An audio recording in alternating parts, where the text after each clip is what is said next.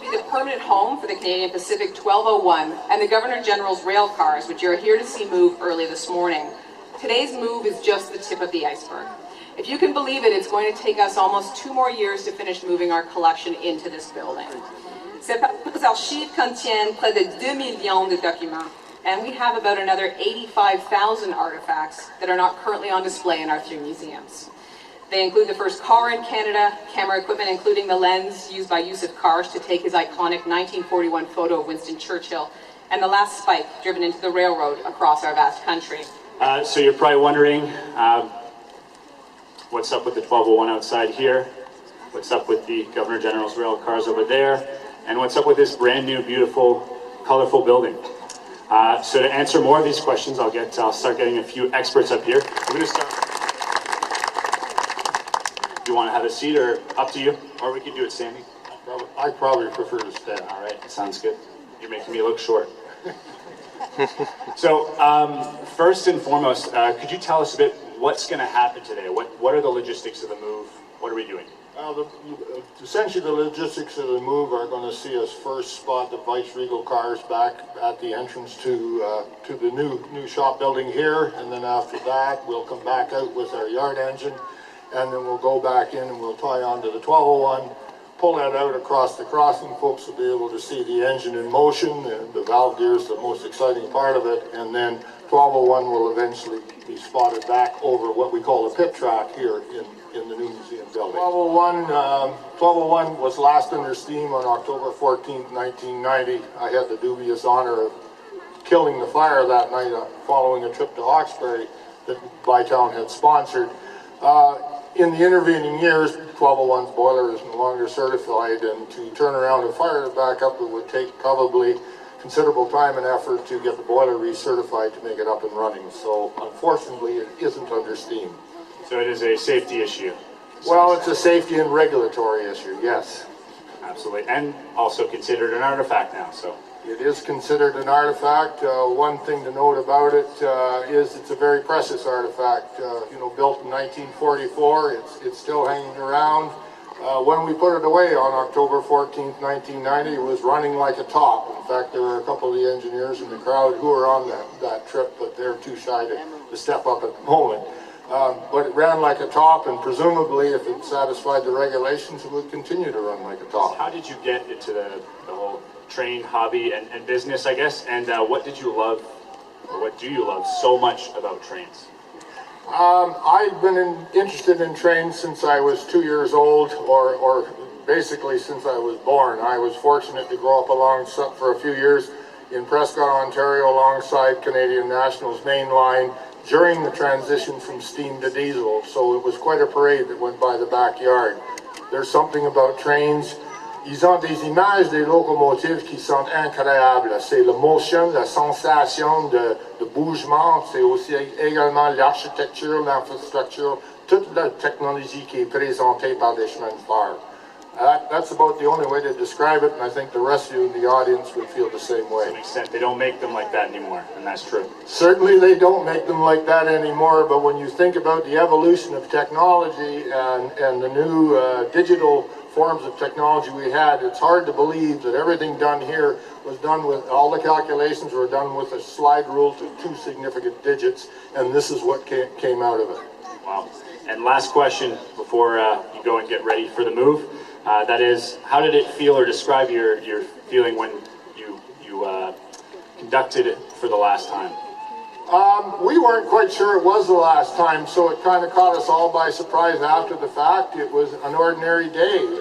Another successful run with 1201, another 500 passengers who came away with a happy experience. A couple of days later, when the news came that was it, that was all, it was just sort of, it felt like a crushing blow. But we have our memories, and they're really good memories, and all of my colleagues from the Bytown Railway Society who are privileged to do this, and we thank a number of people for that fact, will always carry these memories with us. Merci. Thank you very much, Phil. Sharon. Sharon, we talked a bit about the 1201 engine here, but we also are going to be attaching it to the Governor General's rail cars in the back. Could you talk to us a little bit about the rail cars and what's so special about them? They're technologically, they're quite unique. You probably noticed how long they are. They're among the longest cars that you'll see, and they're all steel, so they're extremely heavy. I think they are close to 100 tons each. So not sure we could put those on the rails anymore. But they're also special because they represent a time when rail travel was really the only way to go for long distances in North America. And so many dignitaries and important people had their own private cars. So presidents of railway companies, for example, were the obvious ones. And these cars would essentially be living spaces that would take them all across the country wherever they had business to attend to. So early on in the first part of the 20th century, around 1906, the Canadian government decided that the governors general needed cars because they had to travel all across the country and they had a lot of public engagements. So these ones were built in 1927 for Lord and Lady Willingdon. Thank you. Now, there's not only governor generals, however, through these cars' history that use the cars. I think there's a few royals. Can you share a bit about that? Absolutely. Because the governors general were the vice-regal representatives, they were the ones who looked after any royal visitors that came to Canada. So whenever there were royal visits, these cars would be pressed into service. And the most significant event was the 1939 royal tour of George VI and Queen Elizabeth, where they traveled from one coast of this country to the other and backtracked over many areas to go to as many cities and towns as they could. So these cars were an important home for them as they moved across the country. And they actually put a buzzer system in for that tour, where the cab, the crew in the cab of the locomotive could buzz the royal couple and let them know that there were crowds along the track and that they were going to slow the train down. And as the train slowed down, the royal couple would go out onto the back platform of the car and greet the crowd. I don't think they would stop, but they would slow down so that people could wave at them and they could wave back. So that was the biggest tour, but they were also used by Queen Elizabeth and Prince Philip. In fact, 1201 pulled the cars up to Wakefield in 1977 during the Queen's Silver Jubilee. Thanks, Sharon. Chris, Tina and Fern, close your ears. We're looking towards the end of 2021 to get the entire collection moved into the space. That's if we stay on track. Yes. It's like moving your house. It's easy. The packing takes the longest amount of time. That's what our crew is doing. You'll see a bunch of orange vests behind you from the collection squad. Everybody wave. Collection squad, there we go. Oh, there's Val. So they are in the midst of packing up the collection and getting it ready for the move, so that when we move it in the building, we can systematically unpack pieces into our new collection spaces. An impressive size. However, as a steam engine, not technically or necessarily the biggest, or not even close, really. No, these were called, this type of engine, the G5 was known as a light Pacific. And if you compare this locomotive to the big engines in the current locomotive hall, this one is considered a dainty little locomotive. It was deliberately designed to be lighter because CP wanted to be able to run it over almost all its track. And on railways, not all the track is of the same quality and the same weight. And so they needed a lighter locomotive. So this one is about 300,000 pounds, and that's considered a light locomotive. And one of the interesting things about it is that one of the people we had as a volunteer knew this locomotive and worked on this locomotive, or this type of locomotive, and he said that because it was lighter, the crews got paid less than they would have been paid on a heavier locomotive.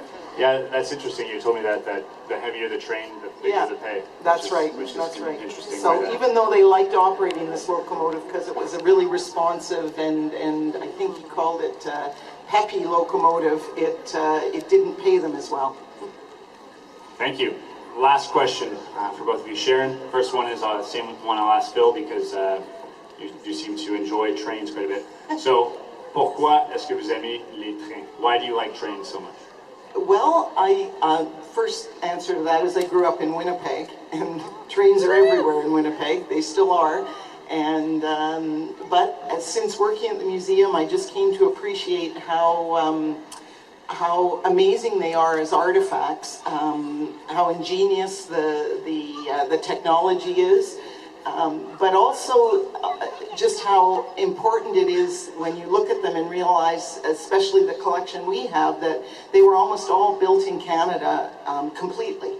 With so much of what we use now that's big industrial technology comes from elsewhere, or parts of it do. But this locomotive was built at the Angus shops in Montreal, from the ground up, and often rebuilt and repaired there. And the Governor General's cars were built at the Canadian Car and Foundry in Montreal. So all made in Canada. All made in Canada. Bytown, are you ready to roll? Ha!